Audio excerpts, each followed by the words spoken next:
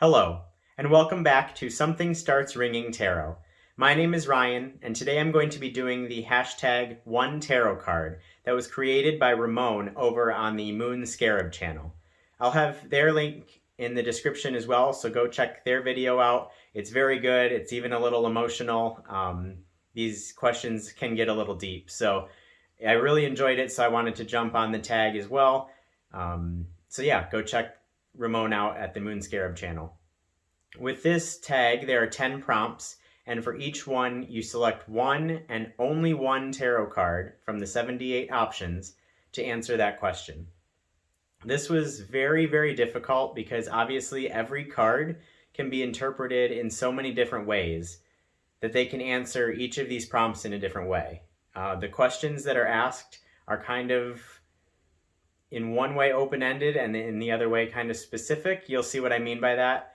But narrowing down to just one card was really difficult to me for each of these. And it also made me think about how I interpret or how I look at each card in a bunch of different scenarios.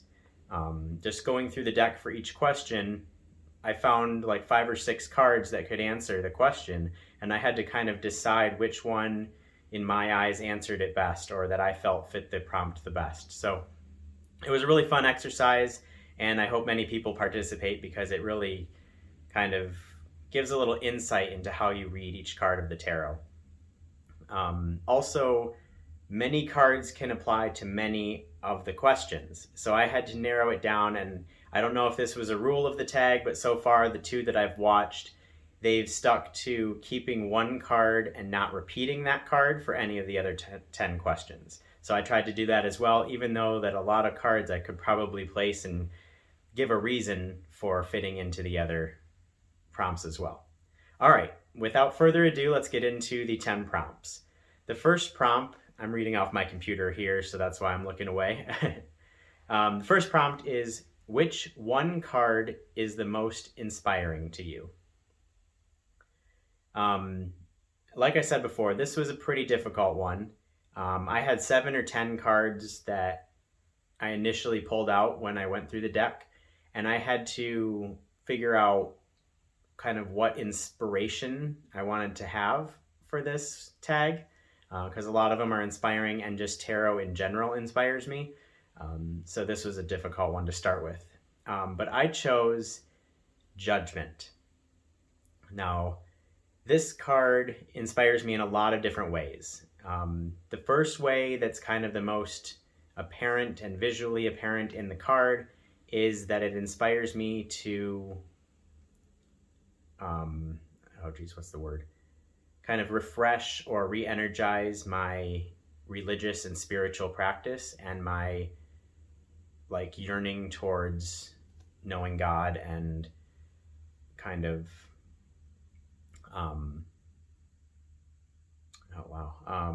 like getting back into my practice to study spirituality and my faith and my Christian beliefs that kind of shaped me growing up, and then I'm kind of learning to reform into a spiritual practice alongside tarot. I discussed that in a bunch of my videos, but that Judgment inspires me to kind of get back to that spiritual practice of like being called by a higher power.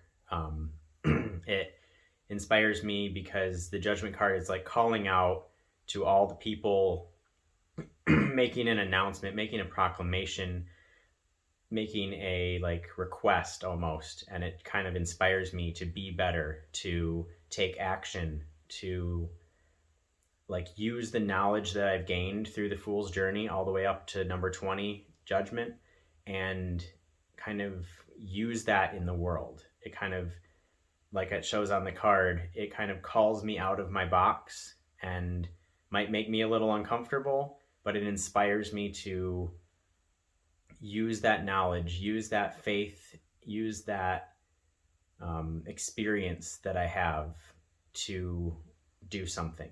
And that's just generally inspirational to me. So that is why I picked the Judgment card.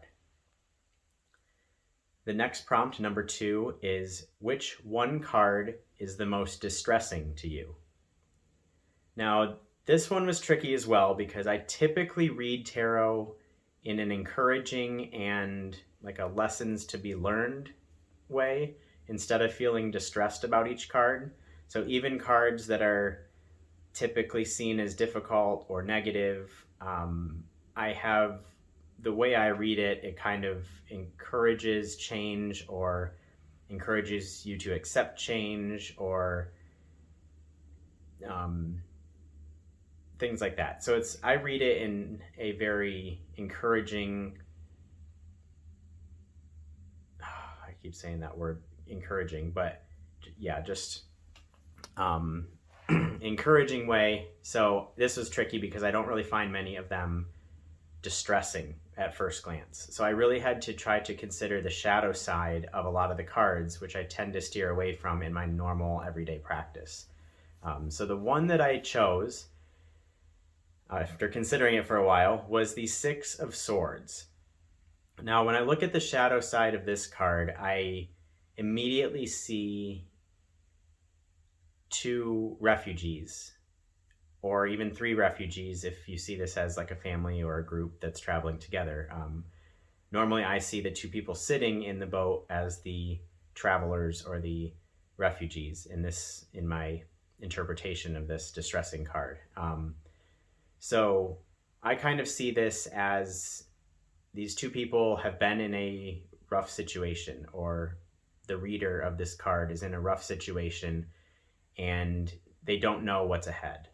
They can see hope on the horizon, but they don't know what's ahead, and they're just kind of getting away from where they are now. This also kind of distresses me because it symbolizes carrying those thoughts or negative thoughts specifically with you when you go on a journey, or when you move on, or when you are kind of going from the difficult into the better.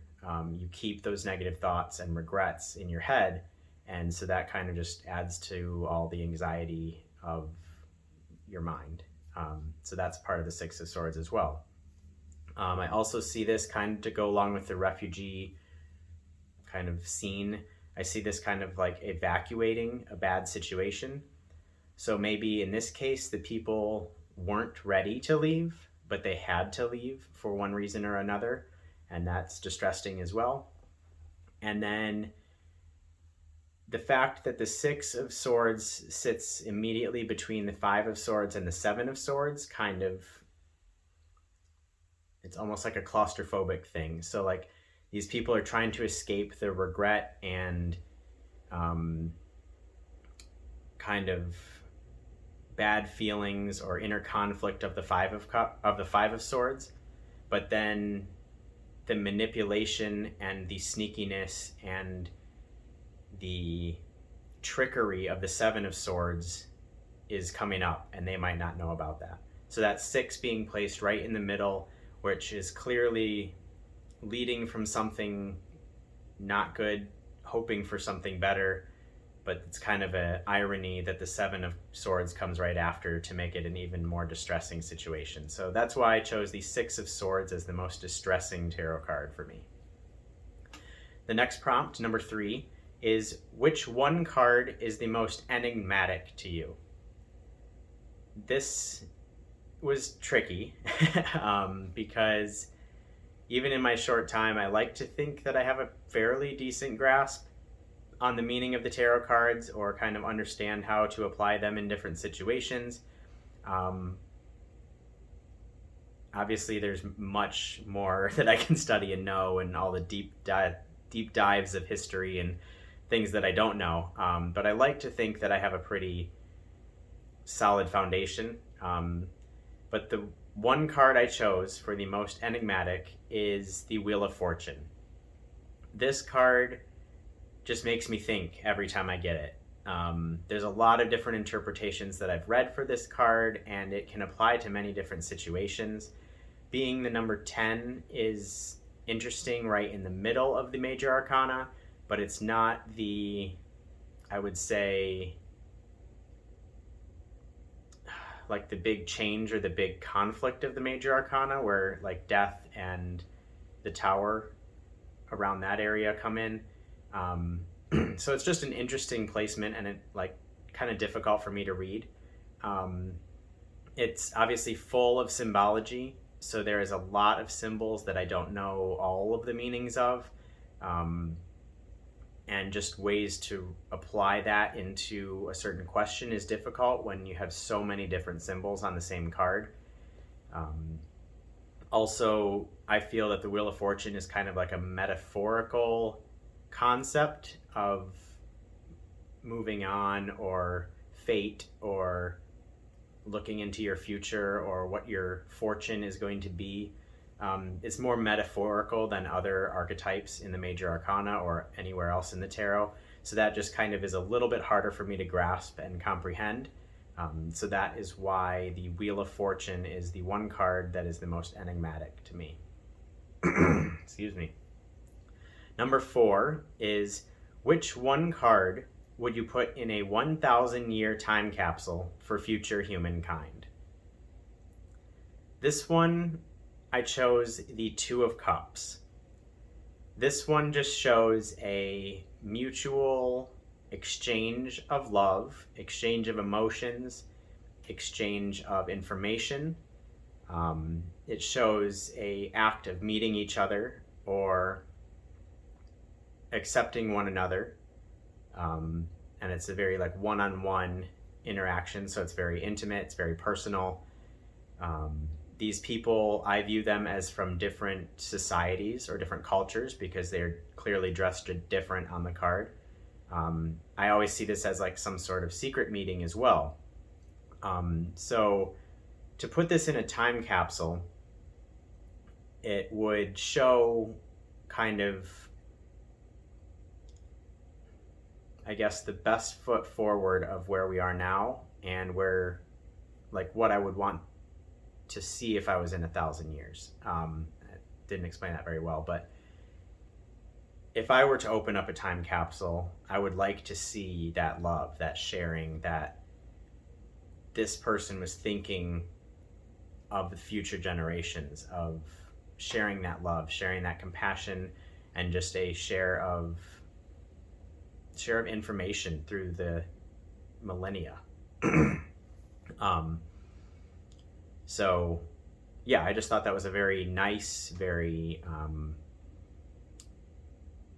loving card to kind of send to generations and generations and generations down the line, so that they kind of appreciate that you acknowledge them in that way. This card I also see as, like, on the artwork, there's a solid base, there's a solid footing, they're on a solid platform of some kind, or road or something, but it's a very solid one color platform. And to me, I read this as showing confidence in sharing yourself with another. So this would be confidence in like sharing our present day with a millennia from now, and just that vulnerability, but also intimacy, I guess, of sharing yourself with someone that you have never met and you will never meet. All right, so now I'm on to number 5. If you were elected president of a newly created country, which one card would you use as a flag? I love this question. It's so creative. It's so light compared to a lot of the other questions. But there's a lot of contemplation that has to be thought of.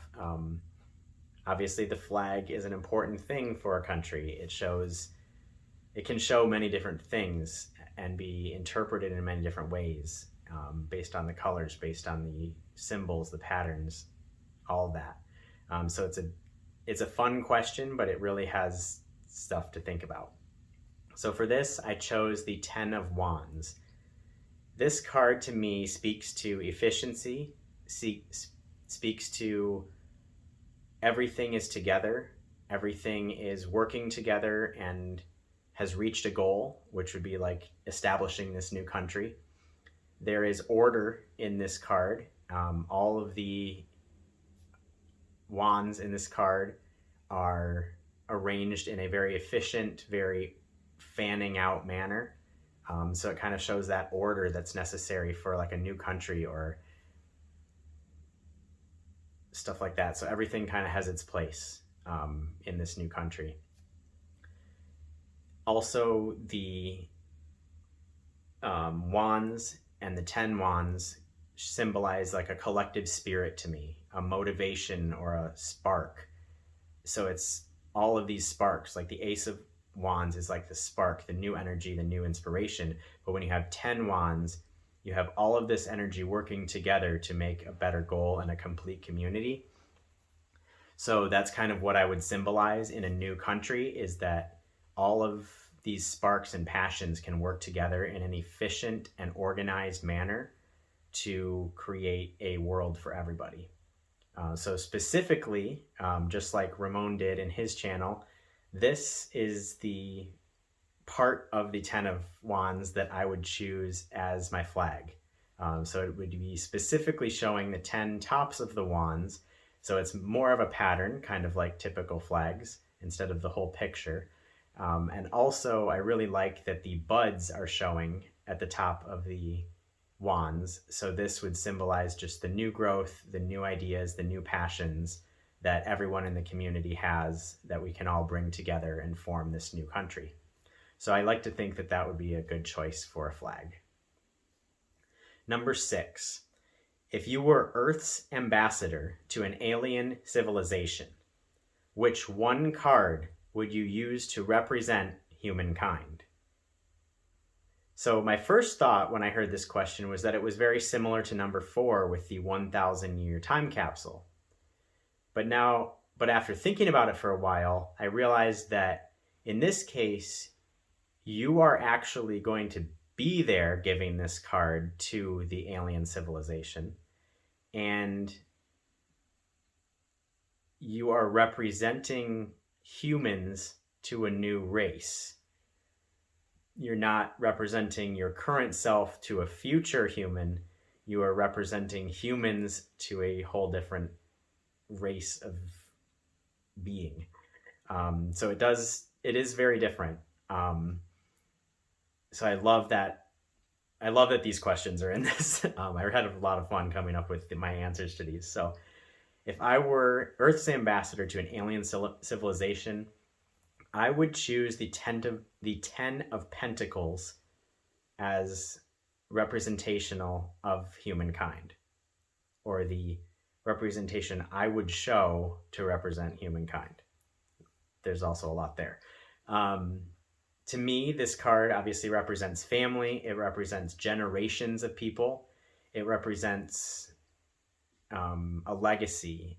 So it would, to a new race, it would represent that we have been established for generations, for years and years and years. We know how to live. That's debatable at times, but as a humankind, we have been around for ages and ages and ages, so we have survived the test of time, or a lot of time. Also, it shows the older figure in the card is comforting the animals. So it shows that humankind has accepted animals as part of everyday life, I guess. We appreciate animals. We enjoy animals. I would like to hope that humankind in general protects animals and cares for animals, so I would show this to a new race, that we are accepting of different beings other than humans. I also like this card to represent humankind because it shows a very solid earth energy. The pentacles are the earth. They represent the earth. They represent, just the planet Earth itself, I guess, is, in this case, is where we are, where we came from, and where my life is, obviously. So when I'm showing this to a alien civilization, that earth energy really carries through on this 10 of Pentacles card, and is kind of the ultimate earth card as well. obviously, it also relates to money and generational wealth and generational support and providing for those community members and families around you. So, in representing humankind, I think that money is a very important part of our civilization, unfortunately. So that would be represented in this card as well. And that's kind of just an honest, this is how we do our trades, this is how we do our economy. It represents that money aspect of human life. Also, it shows on this card that humans have built a community. There are buildings, there are structures, there is organization, there is discussions between people, there is family. So we have built a community and organized that into our lives. So that's kind of another thing to show an alien race, that we are an organized community, and like established civilization. And then lastly, I don't know much about it, but I know that the pentacles on the Ten of Pentacles are forming the Tree of Life and the Kabbalah, study of the Kabbalah. So I don't know much about it myself, but I think that this would show a different race or a different alien civilization, that we have some sort of organized spirituality. Obviously, everyone on Earth has a different version of spirituality that they believe or practice, but this would show that we at least acknowledge, or many of us, I should say, acknowledge a spiritual practice or some sort of faith of some type. So I think that would be beneficial to show an alien race as well. So there's a lot on that one card that I would like to represent humankind. All right, number 7. Which one card represents someone you love? So I chose my mother. I love her with all my heart, and she has shown me that she loves me with all her heart. I really, really, really love my mom. Can't really say it better than that. We always have this saying of, well, one of our favorite books when I was a kid was How Much Do You Love Me? It was the two rabbits or bunnies, and the mom and the little bunny are trying to kind of compete with each other. How much do you love me? So randomly, at the end of conversations or text messages or something like that, my mom will say, "I love you to the moon and back." And that's kind of the ultimate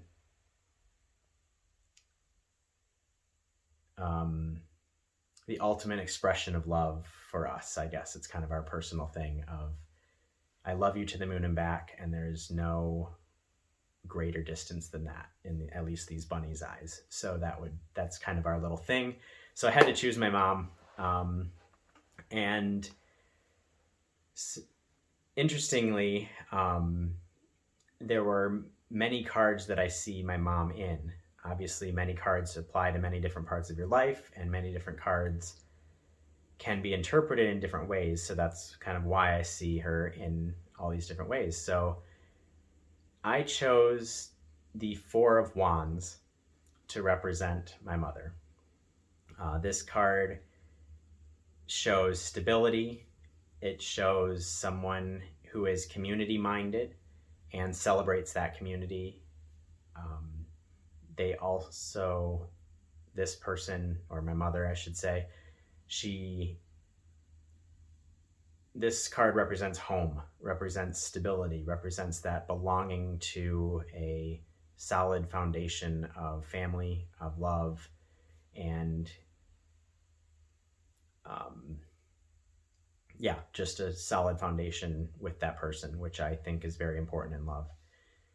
It also shows, some people interpret this as like a wedding card, kind of the four branches or the four wands holding up the wedding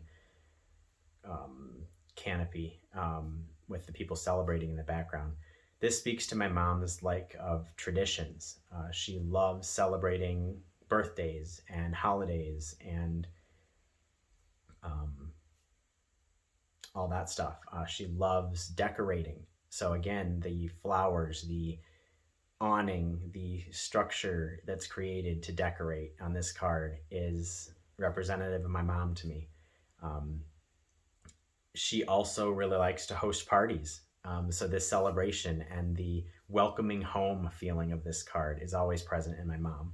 So I appreciate that on this card as well, and I see her in that as well. She also just generally shows support and protection. Um, so that's another part of the love that my mom shows and kind of why I love her. And then lastly, two more things on this one. The fire of the wands suit kind of shows my mom's creativity. She's a very, very creative person, and I love that about her. And she has passed that on to me as well in some aspects. So that's another very important part of my mother. And so the four of wands specifically represents that fire, that creativity in my mother. And then lastly, on a little lighter note, my mother's birthday is April 4th, so that is 4-4, and the Four of Wands just fit perfectly with that. So that's a lot to say that I really love my mom, and the Four of Wands was the perfect card to represent her. All right, number 8 is, which one card would you choose as the cover of your autobiography book? Again, this was a very difficult question to consider. I had many cards that I thought of, and I also, when looking at each card, there's a shadow side, and I didn't want to put that on the cover of my autobiography, so I had to choose carefully. But I ended up choosing the Five of Swords. Now, this might be a surprising card because it's a little difficult to interpret sometimes, but I just felt that this represented, at least so far, my life and my thoughts and kind of what I would write about in an autobiography. I view this card as showing the necessity, showing the necessity of having humility in any situation. And that's something I hold very close to my mind, I guess, at all times, is being humble. No matter the successes I've had, no matter the, I guess, battles that I've won, as in the Five of Swords, I need to remain humble. And I see that in this card as this person looking back on the other two, and also the green garment I see as symbolizing kind of humility and not boasting about your wins. Just being humble and thankful for things that have come to you. Another part of the Five of Swords that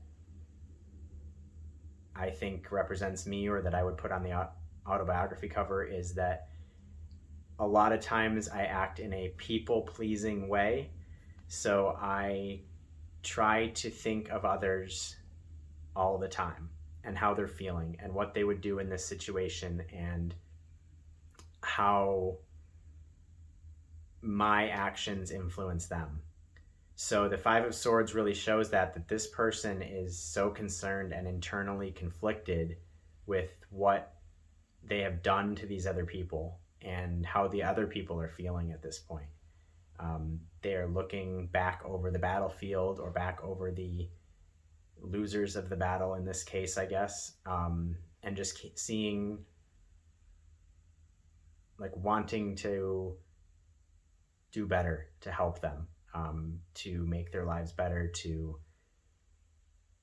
appease them in some way. So I always have those thoughts, and that's something I have to work on every day, is people pleasing and always thinking of what the other people think of me and worried about that back and forth, I guess. Another thing is on the Five of Swords is the gaining of knowledge, but always being aware of how that affects other people. Again, like that people pleasing, but also in this card, this person is picking up more knowledge. They are gaining those thoughts of the swords. They are gaining more knowledge and experience, and sometimes, they're gaining the experience and knowledge, but need to pay attention to the other people as well. So they can't just learn and leave other people in the dust. So that's another thing that I think is a lesson that I need to learn and has been a big part of my life. The gaining of knowledge, going to school, graduating, going to grad school for a year, things like that. I'm gaining knowledge, but I always have to remember how that's affecting other people in my life, I guess. There's also a very important, as I mentioned before, an internal conflict in this card. This person has won. They want to be proud, but they're concerned for the others. They might have been boastful and they regret that. They might want to express something, but they don't feel that that's appropriate at this time. So there's a lot of that internal mental conflict, and that is part of my life as well. Yeah, I can get into a lot with this, obviously, because it's talking about myself. But another thing in this card is the red garment hidden under the green garment. I really see this card as holding that personal power, that red power and fire energy, kind of holding it back under that green garment, that humility. So keeping yourself protected, keeping yourself stable, and not lashing out and making the situation maybe worse is another thing I see, and kind of important to me in my life is kind of staying inside myself, comforting, kind of, yeah, all that. This is a complicated card, but another thing is that this person is on stable ground, kind of like I mentioned in the Two of Cups, but this person is on a stable platform of some sort. However, the skies are very gray and streaky and conflicted. So it's kind of like their life is stable, but their mind is in conflict, which kind of is a good representation of the Five of Swords. So this would also kind of represent me in a kind of shadowy way. So I wanted to include that. I also tend to be an overthinker, which is evident in this card as well. And lastly, on a lighter note, because this is a very deep card and all that, lighter note is that this person has pretty crazy hair. And when I was growing up, I had pretty crazy hair. I had a whole head of blonde curly hair. Obviously now it's gone or mostly gone. But I had crazy hair too. And so I definitely kind of see myself in this card, obviously with all these other thoughts as well. But I see myself in this card, and in that lighter way, I would also like this to be on the cover of my autobiography.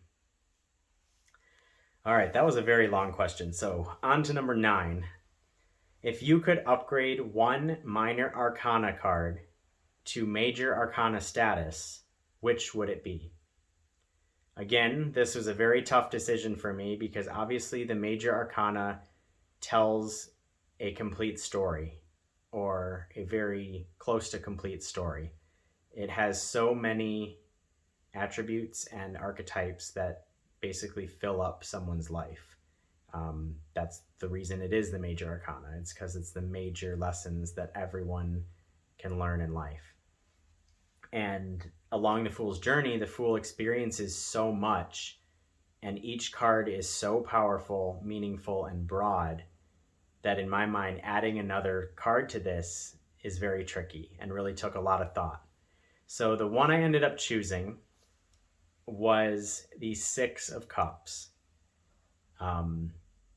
One thing that I kind of saw was in my head while I was thinking about this, at least, one thing that was sort of missing from the major arcana was taking that personal journey and using the lessons that you've learned and the experiences you've had to interact in a positive way with your community.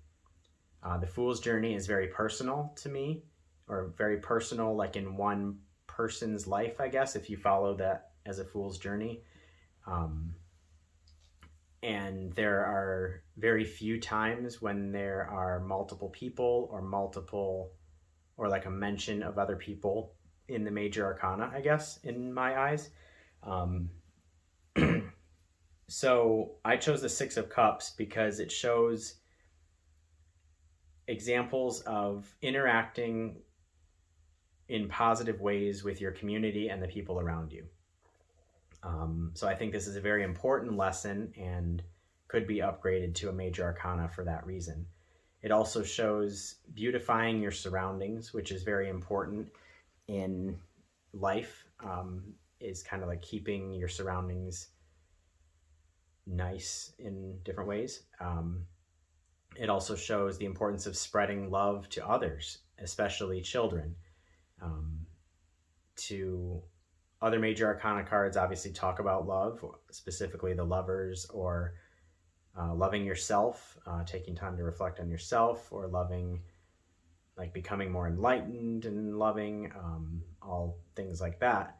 But specifically other people around you and your community, the Six of Cups kind of shows that spreading love, and especially like a childhood innocence of love, or remembering that, kind of spreading love to the children, I guess, is part of the Six of Cups. I also think that the Six of Cups could represent in the major arcana remembering previous lessons and events in your journey of life. So this is known a lot of times as the nostalgia card, where something reminds you of your childhood or reminds you of an earlier part in your life. So if this was a major arcana, it could be read as just remembering those important lessons that you've learned along the journey and using that to complete your story, you complete your major arcana fool's journey. So I think that would be another way that this could weave itself into a major arcana story.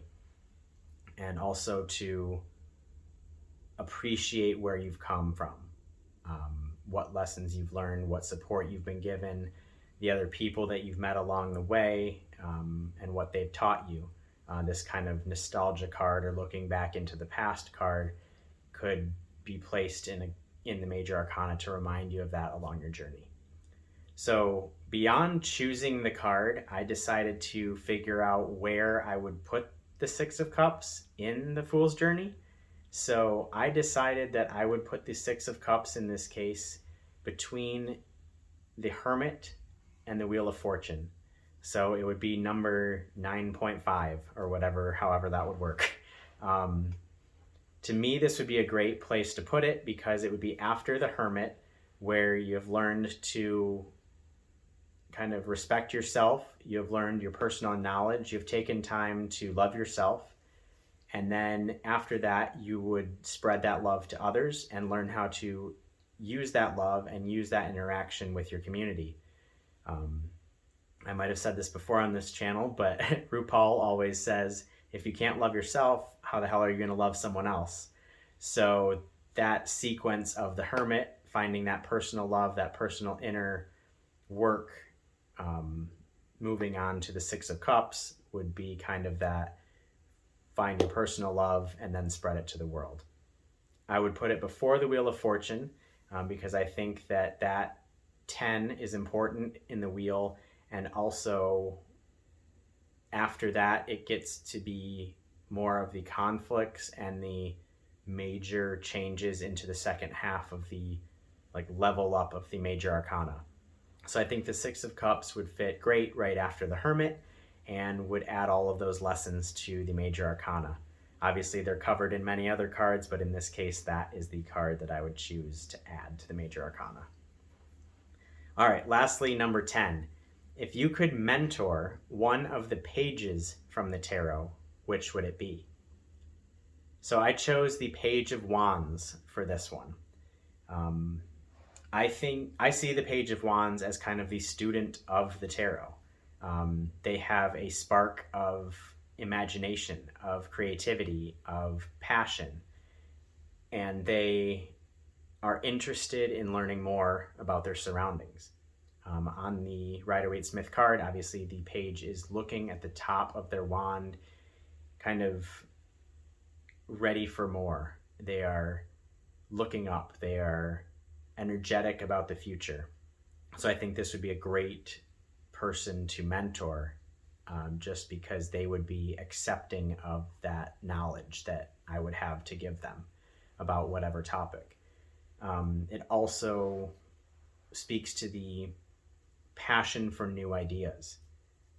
So this person would accept teachings that I would have for them, or would take lessons that I could teach them and apply them to everyday life. And then lastly, I've always liked the phrase be coachable in anything that I do. So I specifically learned this when I was on the swim team, is it's kind of a life lesson to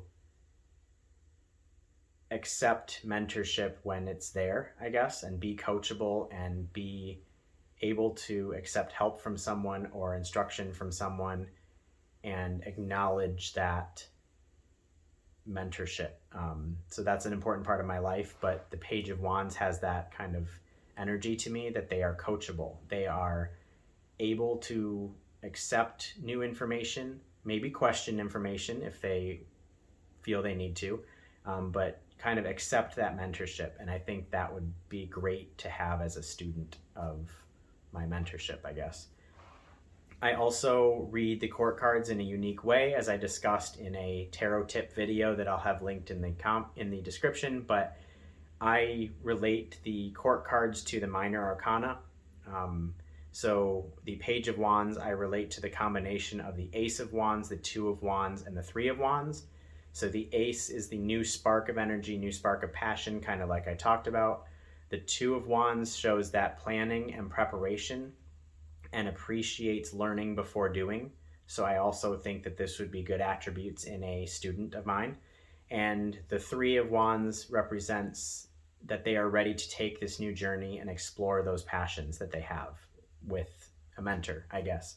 So the combination of those three, again, works in this scenario, and that's why I chose the Page of Wands to be my mentor. Or no, to be my student. Sorry, I would mentor the Page of Wands. All right, that was a lot of talking and a lot of deep answers. I hope you enjoyed. I really had fun thinking of one card to answer each of these questions, and I look forward to all of your video responses.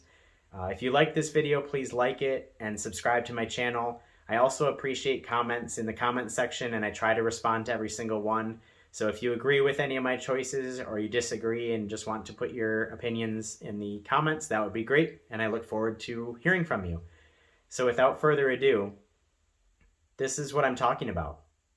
This is life. You manage to be happy for 5 seconds, and something starts ringing.